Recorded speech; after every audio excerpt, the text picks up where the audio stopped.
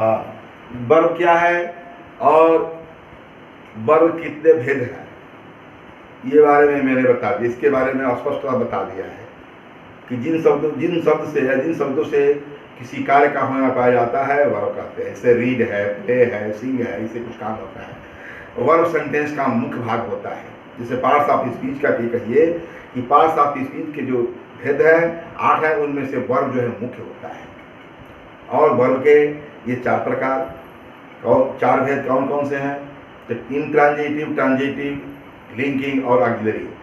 अब हम इन सभी के बारे में मैंने बता दिया है। और मैं ऑक्सिलरी वर्ब, जिसको कहा गया हेल्पिंग वर्ब कहते हैं, उसको भी बता दिया। मैंने इसके ऑक्सिलरी वर्ब्स के आधार पर मैंने वर्ब को 2 भागों में क्लासिफिकेशन किया था। कहा लेक्सिकल वर्ब्स और ऑक्सिलरी वर्ब्स। लेक्सिकल वर्ब जो मुख्य क्रिया का काम करते हैं, जो मुख्य क्रिया होते हैं, वो अपने आप में स्वतंत्र अर्थ रखते हैं, वो लेक्सिकल वर्ब होते हैं। और दूसरी तरफ मैं ऑक्सिलरी वर्ब्स कहा, मतलब हेल्पिंग वर्ब। हेल्पिंग वर्ब को भी मैंने 3 भागों में क्लासिफिकेशन किया था।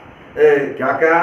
पहले प्राइमरी ऑक्सिलरी वर्ब्स, उसके बाद से आपको बताया था ये मॉडल ऑक्सिलरी वर्ब्स और मार्जिनल ऑक्सिलरी वर्ब्स। अब हम प्राइमरी ऑक्सिलरी वर्ब्स के बारे में मैं कहा भी, कुछ बताया भी हूँ कि प्राइमरी ऑक्सिलरी वर्ब्स के भी 3 भाग होते हैं। कौन कौन? तो पहला होता है टू बी। प्राइमरी वर्ब्स के बारे में जो होता है टू बी, टू डू और टू हैव, इनके बारे में, टू बी के बारे में मैंने बता दिया है। अब आज हमें बात करना है टू डू और टू है, या heading with primary auxiliary verbs. Primary auxiliary verbs. उसमें मैंने कहा कि टू बी बता चुके हैं। टू बी में ई, आर, एन इस तरह बता दिए हैं। अब हमको बात करना है टू डू और टू है के बारे में बात करना है। तो प्राइमरी ऑक्सिलरी वर्ब्स में हम टू डू की बात करते हैं। टू डू यही कहे कि प्राइमरी ऑक्सिलरी वर्ब्स का टू और ये डू। टू डू क्या है? ये टू और डू मतलब किसी इसका नाम है to be, to do, to है। तो हम डू के बारे में बात करते हैं। ये डू होता क्या है? तो देख रहे हैं कि प्राइमरी ऑक्सिलरी वर्ब्स में टू डू है क्या। याद रहे डू के में, टू डू में क्या होते हैं? एक डू होता है, एक डज होता है, एक डिड होता है। यही 3 होते हैं। यही डू के भाग हैं। प्राइमरी ऑक्सिलरी में ही डू के भाग हैं। ये क्या है? इसका यूज कैसे होता है? ये कहाँ पर काम करते हैं? पहला प्राइमरी ऑक्सिलरी वर्ब्स में ये दूसरा पोर्शन है टू डू। टू डू के बारे में बता रहा हूं कि किस सेंटेंस में क्या काम देते हैं। याद रहे पहला प्रेजेंट और पास्ट टेंस के निगेटिव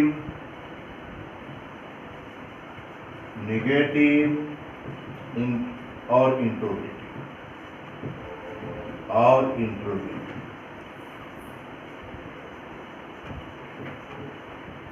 सेंटेंसेस बनाने में मैं टू डू, इसलिए बात समझ रहा हूं कि टू डू समझ रहे, टू डू का यूज होता है। पहला काम हो गया। याद रहे निगेटिव में मैं कहा, अफर्मेटिव के वजह कहा, क्योंकि याद रहे प्रेजेंट और पास्ट टेंसेस के, प्रेजेंट और पास्ट टेंसेस के इंडेफिनिट भूल जाता है, ठीक है। प्रेजेंट और पास्ट टेंसेस के इंडेफिनिट में निगेटिव और इंट्रोगेटिव सेंटेंसेस बनाने में टू डू का प्रयोग होता है। इंडेफिनिट नहीं याद पड़ता कब, जब आफर इंडेफिनिट के अफर्मेटिव में, प्रेजेंट इंडेफिनिट हो चाहे पास्ट इंडेफिनिट हो, उसके अफर्मेटिव में हमको हेल्पिंग वर्ब की आवश्यकता नहीं पड़ती, मतलब डू डज डिड का प्रयोग नहीं होता। टेंस प्रत्यय से आप जान चुके हैं। अब यहाँ इसका निगेटिव होते ही डू डज या डिड का प्रयोग होता है। एग्जाम्पल बात करते हैं, जैसे कि टेंस संबंधित है, ये बताइए, ही राइट्स ए लेटर, ये प्रेजेंट इंडेफिनिट है, इंडेफिनिट है, ठीक। ये अफर्मेटिव है, क्या है? अफर्मेटिव है।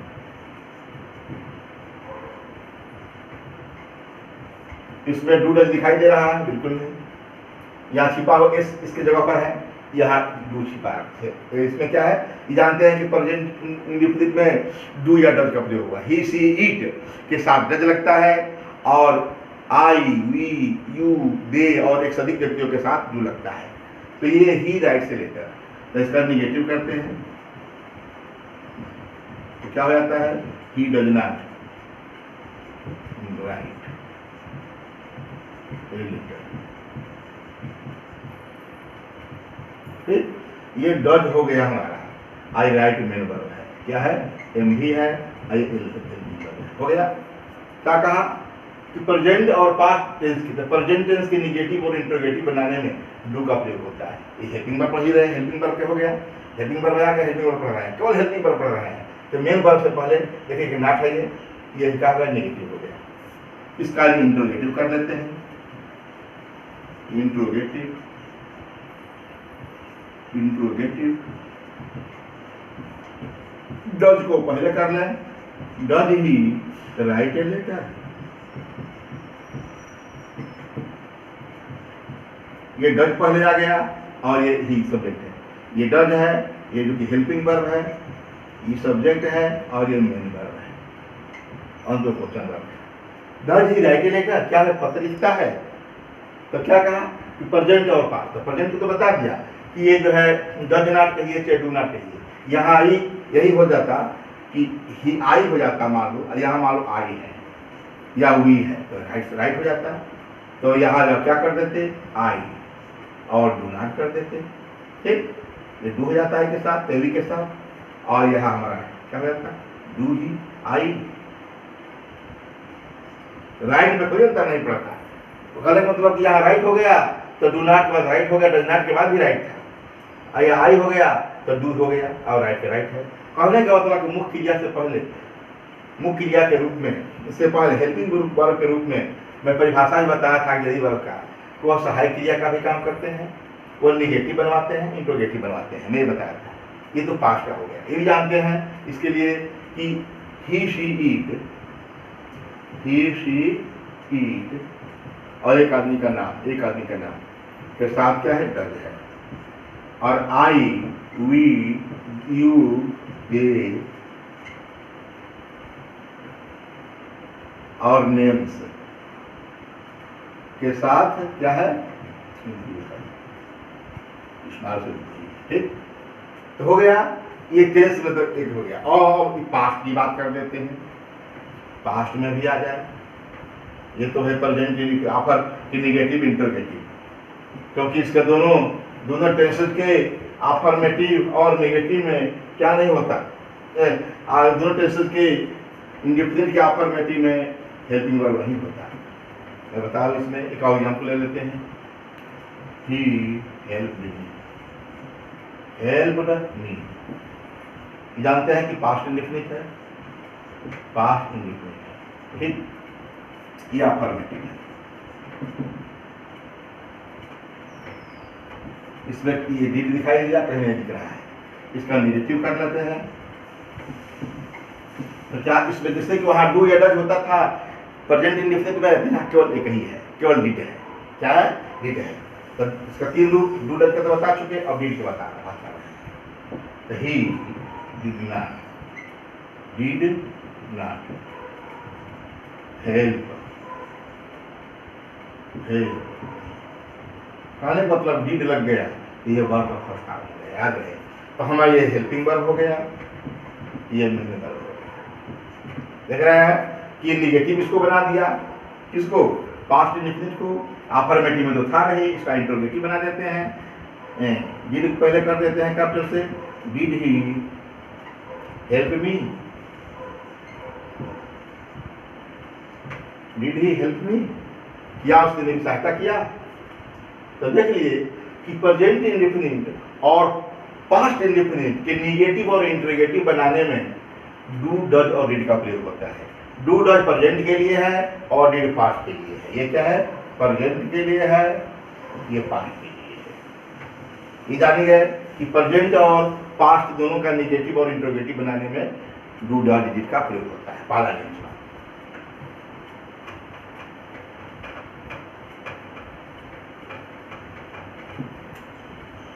अब दूसरा नियम की बात करते हैं, डू या डिड के बारे में।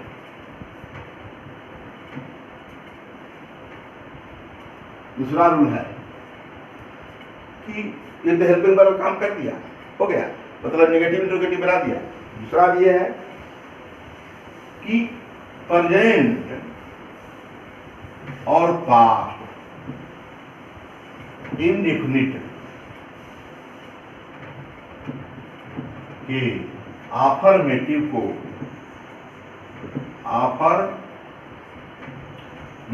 को एम्फैसिस या एम्फैटिक दृढ़ करने के लिए, एम्फैटिक कर सकते हैं, को एम्फैटिक करने के लिए, दृढ़ करने के लिए एम्फैसिस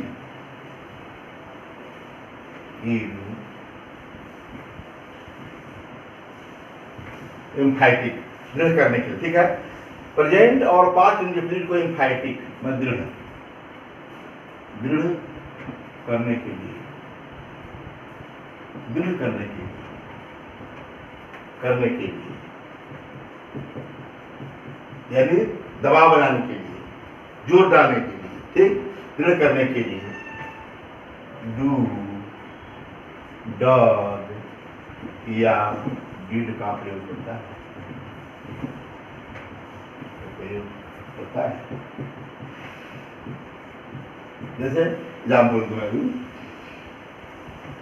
ही डज राइट ए लेटर,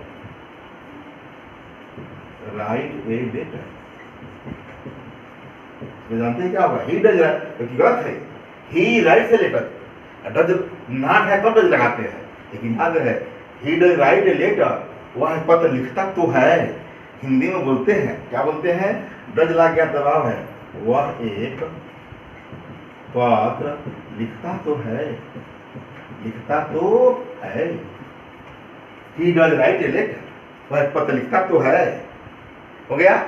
उसी प्रकार दूसरा example, I do right, I do play A match, मैं खेल खेलता तो हूँ, जबकि जानते हैं कि डू या डज का नेगेटिव वही बताया हूँ, लेकिन यहाँ दबाव हो रहा है, एम्फैसिस हो रहा है, जोर डाला जा रहा है। I do a play A match, मैं खेल खेलता तो हूँ, हो गया। इसी प्रकार से ये हो गया। और मैं बता पास्ट के बारे में बात करूँगा।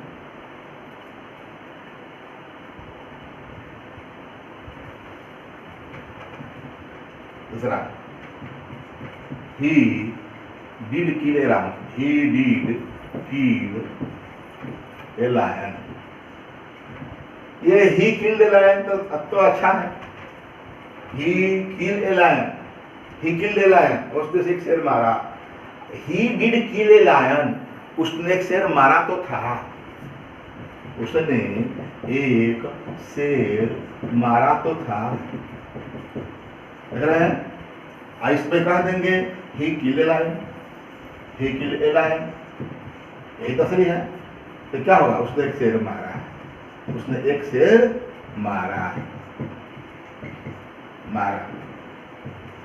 ये समान हो गया।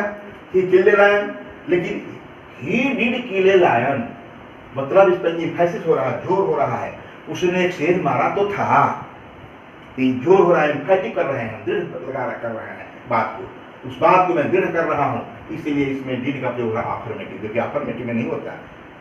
तो ये हो गया डू या डज या डिड का प्रयोग अफर्मेटिव भी करते हैं। कब? जब सेंटेंस को हमको दृढ़ करना है। हिंदी में ता है, ती है, ती तो है, ते तो है, या ता तो था, ती तो थी, पास्ट के लिए। इस प्रकार हो गया।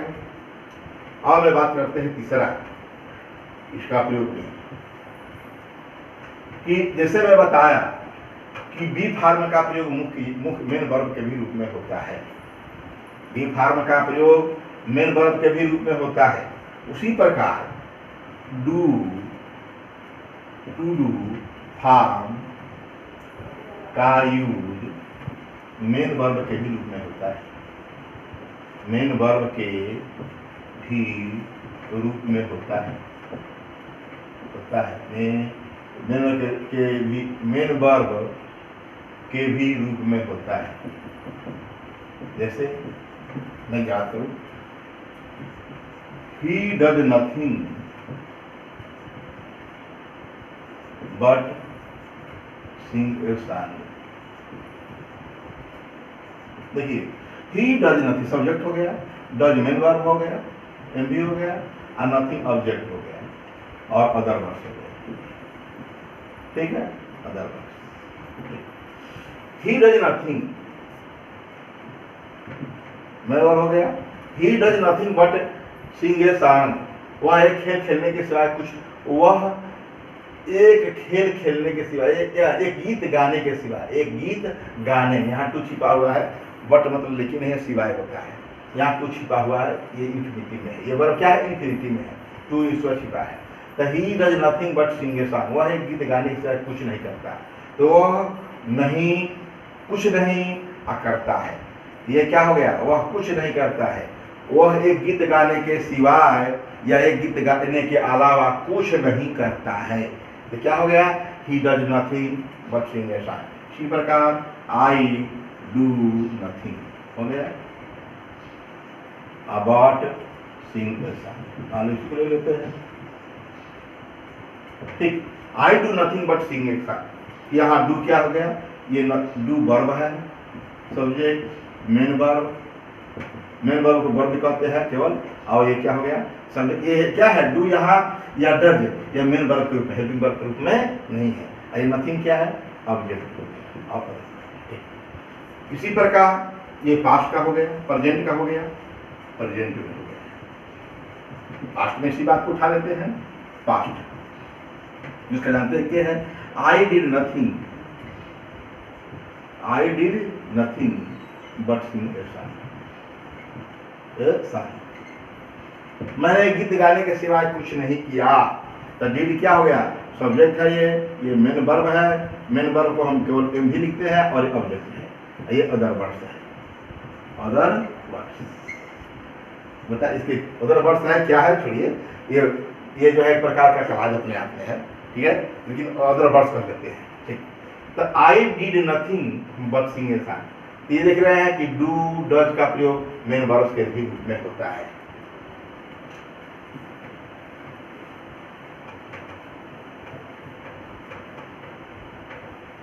अब मैं बात करूं डू का प्रयोग में, तो डू का प्रयोग एक ही और है, जो कि क्या करता है, इंपरेटिव सेंटेंस में चौथा है। डू मतलब टू डू का प्रयोग, टू डू का प्रयोग, टू डू का यूज इंपरेटिव सेंटेंसेज में, इंपरेटिव सेंटेंसेज को नेगेटिव बनाने में, नेगेटिव बनाने में होता है। जैसे दरवाजा मत खोलो, दरवाजा मत खोलो, नेगेटिव हो गया, मत का खोलो। तो क्या होगा, जानते हैं कि इंपरेटिव वर्ब से शुरू होते हैं, डंट, डंट, डू नॉट कहिए, don't, don't open the door, हो गया। डंट टेल लाई, झूठ मत बोलो, तो देख लिए कि नेगेटिव बनाने में, इंपरेटिव को नेगेटिव बनाने में इसका प्रयोग होता है। इस प्रकार मैंने डू का प्रयोग बता दिया। अब जो है हम टू हैव, ये तीसरा है प्राइमरी वर्ब का, टू हैव। टू हैव में होता क्या, कौन है, एक तो हैव है, और दूसरा या हैव है, और तीसरा क्या है, हैव है। ठीक, ये प्रेजेंट के लिए है, याद रहे, हैव जब फ्यूचर के लिए होता है, ये पास्ट में। ठीक, पहली बात बता दी इसके लिए, पहला रूल क्या है, पहला रूल ये है तीनों का, हैव और हैज और हैव का क्या है, तो प्रेजेंट पास्ट और प्रेजेंट, पास्ट और फ्यूचर परफेक्ट टेंस के पहले, परफेक्ट, प्रेजेंट, पास्ट और फ्यूचर परफेक्ट, तीनों परफेक्ट, कह देंगे कि तीनों परफेक्ट टेंस, प्रेजेंट, पास्ट और फ्यूचर परफेक्ट टेंसेज में वर्ब के थर्ड फॉर्म से पहले, वर्ब के थर्ड फॉर्म से पहले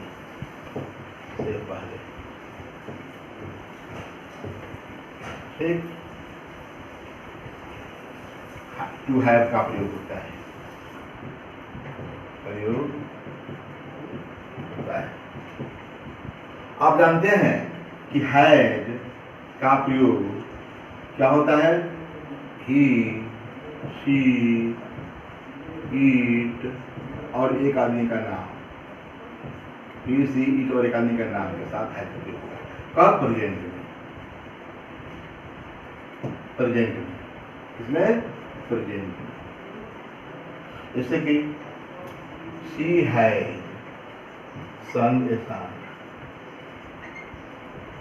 ठीक, she has sung a song, तो वर्ब का थर्ड फॉर्म हो गया, मेन वर्ब है, मेन वर्ब है, क्या हो गया, मेन वर्ब का थर्ड फॉर्म, और है जो है ठीक, ये सब्जेक्ट इसमें से हो गया, ही, सी, किसी के नाम सीता है, और हैव का प्रयोग प्रेजेंट में ही, आई, वी, यू, दे और नेम्स के साथ, और एक शब्द के व्यक्तियों के नाम के साथ। जैसे एग्जाम्पल ले लेते हैं, आई हैव संग ए सॉन्ग,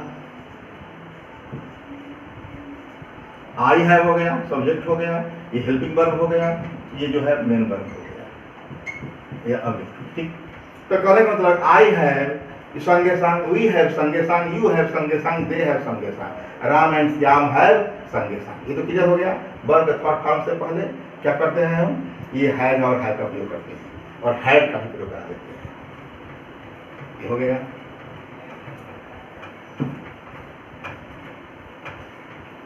हैव का प्रयोग, जैसे सी हैड संग ए सॉन्ग, देख लेते हैं, ये थर्ड फॉर्म हो गया, हैड हो गया, हेल्पिंग वर्ब हो गया, ये जो है सब्जेक्ट हो गया, ये वर्ब का थर्ड फॉर्म हो गया, जो कि मेन वर्ब है, क्या है, मेन वर्ब, मेन वर्ब का थर्ड फॉर्म हो गया। इस प्रकार ये ऑब्जेक्ट है। इस प्रकार में बताया गया कि वर्ब के थर्ड फॉर्म से पास्ट पार्टिसिपल, ये कह सकते हैं कि पास्ट पार्टिसिपल फॉर्म से पहले ही हैव का प्रयोग होता है, चाहे हैज हो चाहे हैव हो। और मैं फ्यूचर की बात कर दूं, शी विल हैव संग ए सॉन्ग, ठीक, ये लग रहा है संग है, ये हैज नहीं प्रयोग होता, ये हैव है मुख्य। देखिए यही पता चल गया कि हैव है, नहीं तो हैज नहीं हो जाता, हैज तो उसका रूप है, हैज हैव हैड रूप है, असली हैव है। देखिए यहाँ क्लियर करता है, विल के साथ हैव है, वर्ब के थर्ड फॉर्म से पहले, ये वर्ब का क्या है, थर्ड फॉर्म है, और क्या मेन वर्ब का, उसके पहले हैव है, ये है हेल्पिंग वर्ब। हेल्पिंग वर्ब जो है विल है, उसका तुम फ्यूचर की बात करता है, लेकिन ये इसके पहले हैव लगा, हैव का असली रूप लगा यहाँ। ये पता चलता है कि हैव असली रूप में है, क्योंकि जो है सी के साथ भी लगा, आई कहेंगे तो भले ही शायद हो जाएगा, आई शायद है भी लगेगा, चाहे किसी के साथ वो है लगेगा। इस प्रकार मैं बता दिया एक नियम। और मैं बात बता दूसरा कि दूसरा ये है, इसका दूसरा नियम ये है कि हैव टू हैव का प्रयोग मेन वर्ब के रूप में भी होता है, के रूप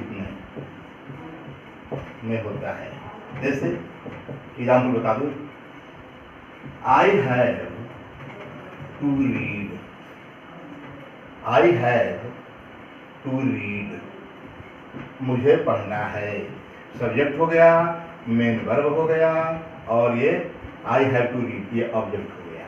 इन्फिनेटिव है, क्या है, इन्फिनेटिव है, जो कि इन्फिनेटिव क्या काम करता है, नाउन का काम करता है।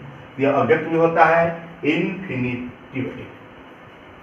ये हो गया main verb, I have to read, she had to read, ठीक।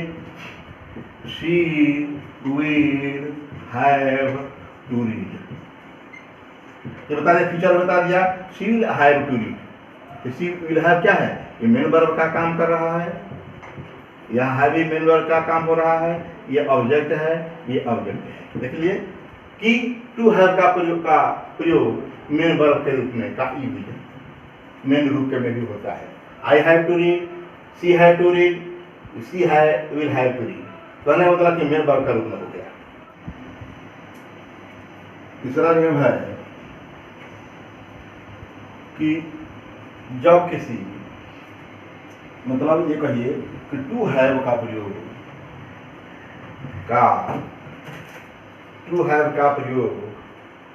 का यूज किसी सेंटेंस में किसी सब्जेक्ट से दूसरे नाउन या प्रोनाउन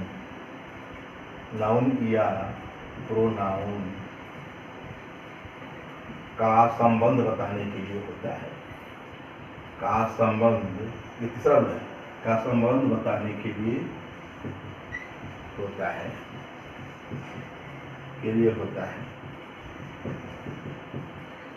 बताया कि टू हैव का प्रयोग किसी सेंटेंस में किसी सब्जेक्ट से दूसरे नाउन या प्रोनाउन का संबंध बताने के लिए होता है। जैसे एग्जाम्पल लिख दूं, आई हैव ए काउच, कुछ भी कहिए, आई हैव, आई सब्जेक्ट है और ये नाउन है, इसका संबंध नाउन से, आई का संबंध सब्जेक्ट है, इस नाउन से है। आई हैव ए काउ, आई मेरे पास एक गाय है। और देखो, यू हैव, हम लोग के पास एक कार, हम लोग के पास एक कार थी। ये क्या है, इसका इससे संबंध बता रहा है। इस सब्जेक्ट का मतलब इस नाउन का इस जो है सब्जेक्ट से संबंध बता रहा है। मतलब कि सेंटेंस में किसी सब्जेक्ट के से दूसरे नाउन या प्रोनाउन का संबंध बतलाता है।